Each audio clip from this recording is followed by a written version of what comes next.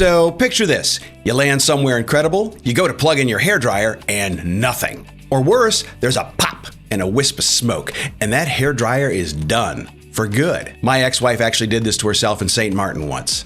There are 3 things you can buy once that solve this permanently. There's also one mistake almost everybody makes that can fry a device in seconds. Want to know what it is? Then stick around. Here's something I think about every time I pack. I'm carrying more powered devices on a trip today than I would have carried for an entire 2-week vacation 20 years ago. A phone, a work phone for some of you, tablets, earbuds, watches. For years, my solution to all of this was a quart-sized zip-top bag full of adapters I'd accumulated from every trip I'd ever taken, plus 3 or 4 separate chargers, plus a tangle of cables I couldn't identify by sight. The system worked. Technically, but I wouldn't call it a system exactly. The instinct most people have is to treat this like an afterthought. Grab a cheap adapter at the airport kiosk on the way to the gate, jam everything into a bag, and hope nothing dies before you land. Here's the thing though. Past a certain age, you stop wanting more stuff to manage. You want fewer things that just work. So here's where we're headed today. 3 items, an adapter, a cable, and a power bank.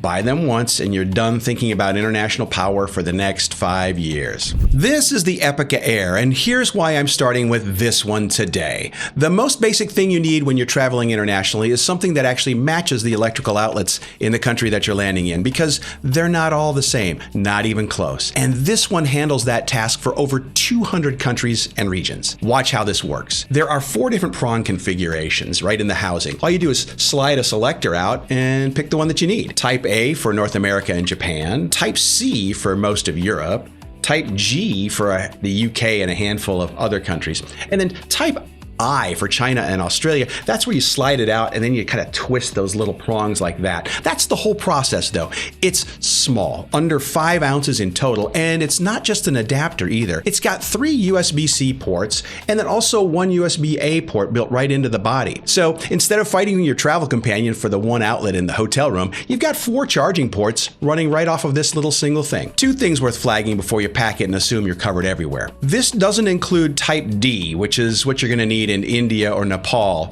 or Type M, which is in South Africa.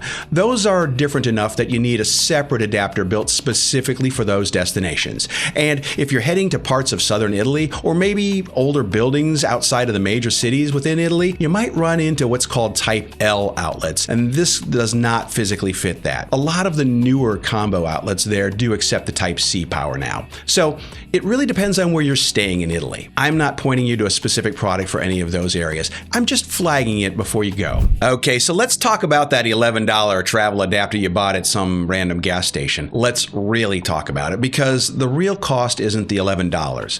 Cheap adapters fall apart in pretty predictable ways. The thin wiring inside that overheats under heavy workloads, weak spring retention so that the plug wobbles and then arcs inside the outlet, or USB ports that can't handle more than 1 device at a time. Sometimes there's a fuse that isn't replaceable, so 1 overload and the whole thing is dead permanently. Now, I've bought that kind of adapter more than 1 time. I have also kept many of the adapters I've ever owned in a drawer that looks a little bit like an electronics graveyard at this point. Half hoarding instinct, half because I have basically appointed myself the unofficial adapter Sherpa for any travel companion who shows up unprepared. But here's the real risk, and it's the one most people never even think about. A plug adapter only changes the shape of the plug. It does nothing to the actual voltage. Most of the world runs on 220 to 240 volts. North America, though, runs on 110 to 120. So if you bring something single voltage, like a lot of conventional hair dryers, some curling irons, certain electric shavers,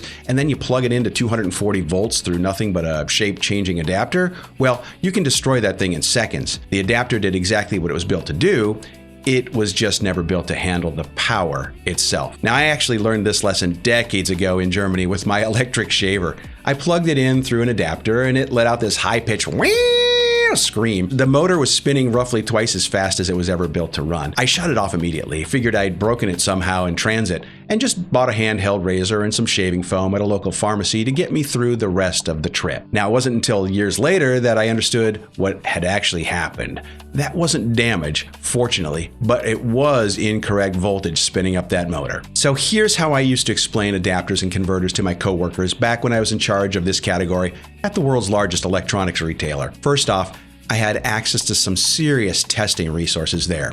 In-house labs where we could actually verify what a product was doing under extreme stress loads. The line I used to use was this: an adapter changes the prongs, a converter throttles the juice. Two separately different jobs, and if you're traveling with anything that only runs on 110 to 120 volts, you need to know which one you're actually buying. That's the whole case for spending the few extra dollars up front and not cheating yourself on this. Every new device generation demands more power and faster charging. That's just the way things go, and a current generation setup done right should comfortably outlast your next two phones. For me, decades of working in the tech industry has made me pretty numb to standards shifting. I've watched it happen more times than I can count. 8-tracks became cassettes, became CDs, became MP3s, and at this point, I don't see this as a problem. For me, it's just a built-in excuse to justify upgrading my tech kit. All right, now that the adapter part is all sorted out, let's talk about what actually connects your devices to it.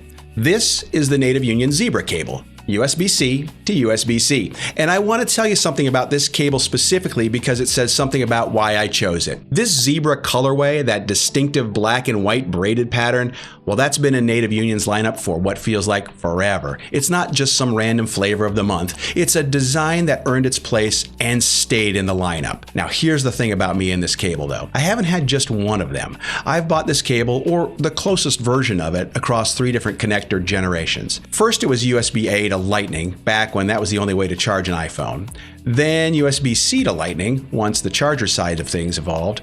And now USB-C to USB-C because, well, that's where everything has landed. Every time Apple changed the connector, I apparently just bought another Native Union cable. And if that's brand loyalty or just stubbornness, well, I can't tell you that. But here's what stayed the same across all of them: the build. Braided exterior, leather strap that wraps around it for storage, USB-IF certified so it actually delivers real charging speed instead of slow trickling your phone overnight. Now, the one I'm using now, the C2C version, it still works exactly like it did on day one. And it also comes with a lifetime warranty, which tells you something about how confident the company is in their own products. All right, before I get back up on my soapbox, if you've made it this far and you're the type of person who actually likes thinking this stuff through ahead of time instead of winging it at the gate, you're exactly who this channel is built for. Be sure to hit like and subscribe so you don't miss the conversations like this one down the road. All right, let's move on to item 3 in our kit. This is the Anker MagGo Ultra Slim 10,000 milliamp variety. This is for the moment that you're not near an outlet at all. A security line, a long layover, out walking around all day. That's the most common power failure that people actually run into while traveling. Not a bad adapter, just no outlet in sight. Here's how it works. It's Qi 2 wireless charging, so if your phone is MagSafe compatible, you just set it up against the back of it and it snaps into place magnetically. No cables, no fiddling. And if you want faster charging, or if your phone, say, isn't MagSafe compatible, it also does wired charging over USB-C, up to 30 watts of power at any given time. Now, by Anker's own published numbers, that's roughly 1.5 to 2 full phone charges out of a single charge of your power bank itself, depending on your device, though. I carry one of these things wherever I travel to, whether it's domestic or international. I just snap it on and it starts charging. Easy. So here's how it all works as one unified system. The adapter matches the outlet in whatever country you're in and gives you multiple charging ports in one convenient spot. The cable carries the power from the adapter to the device without becoming the thing that fails you mid-trip. And then the power bank covers you the rest of the day when there's no outlets around at all. Phones, tablets, earbuds, that's most of what people are traveling with these days anyhow, and they're all covered by the 3 items we showed you today. And for the most part, they're also all dual voltage devices. Now, if you happen to travel with a CPAP machine, most modern CPAPs ship with a universal voltage power brick, which means they run on either 110 or 240 volts. If that's the case with yours, you'd only need a plug adapter like this one here, but not a separate converter. But be sure to check your specific model's power brick label before you travel. Check the label, not the machine body, and then confirm it before you leave home. One last footnote here before we move on. If you wear some sort of a smartwatch like this one, none of this charges it directly, but watch chargers are almost always their own little proprietary magnetic puck, and they don't run exactly using a system like this. It's a separate cord that you're still bringing with you, and it plugs directly into either your adapter or to the power bank. It's a small thing, but worth knowing before you pack. Let me take you on a little trip down memory lane for just a bit. This is a Mophie Power Station 6100, and I've had this thing for probably, 7 or 8 years or so. It's been on a lot of trips with me. It is, in a lot of ways, a precursor to everything we just walked through today. It's a wall charger, it's a portable battery, and it's got Qi wireless charging built right into it, all into one device. And watch this. The adapter prongs just snap right off and they swap out right here. Now I can set it up for European charging, just like that. Now, similar idea as the Epicka Air, but more features overall. Mophie was doing this years before most people were paying attention. I actually demoed this thing to some travel companions in a hotel lobby in Orange County once, on our way into a meeting at Mophie's own headquarters. They ribbed me a little during the walk-in, right in front of the whole Mophie team. Yeah, I'm that gadget guy, fair enough, whatever. But the thinking behind this device, one thing, multiple jobs, swap the prongs, carry the power, well, that's exactly the thinking behind the kit that we built today. It's just evolved a little bit to become lighter, faster, and, well, better. Now let's talk about some of the numbers because I think it reframes this whole conversation. Adapter, cable, power bank, all three together, $124.97. Picture this in your mind, a casual dinner out for two. You're not rushing. There's an appetizer to split, a good entree each, maybe a glass of wine. The conversation's easy, the room is warm, nobody's checking the time, and then the check comes and you settle up, and by morning it's just a good memory. That meal did exactly one job for exactly one evening. This kit, now that's the exact same number. Except this one doesn't disappear by morning.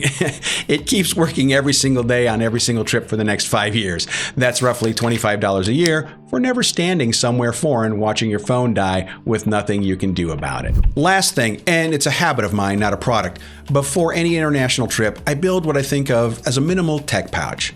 Now, the instinct most people have is to throw in the hairdryer, the electric shaver, the nose hair trimmer, the little desk fan, all the stuff that's genuinely non-essential and, as we covered earlier, genuinely at risk on the wrong voltage. Leave it home. Buy a cheap disposable razor at your destination if you need one. Use the hotel's hair dryer. Pack just the true essentials in a grab-and-go pouch and then add your phone last, right before you walk out the door. Say, have you ever gotten to a hotel room overseas and realized the one thing you actually needed to charge wasn't going to work? Tell us what it was down in the comments down below. I guarantee you're not the only one that's done this. Now, if building a minimal tech pouch sounds like your kind of project, I went deeper on that whole approach in another video right over here, the 7 essentials for international travel. Everything we talked about today is really the streamlined version of that same thinking, just narrowed down to the 3 items that matter the most for power specifically. And that, my friends, is better latitude. We'll see you over there.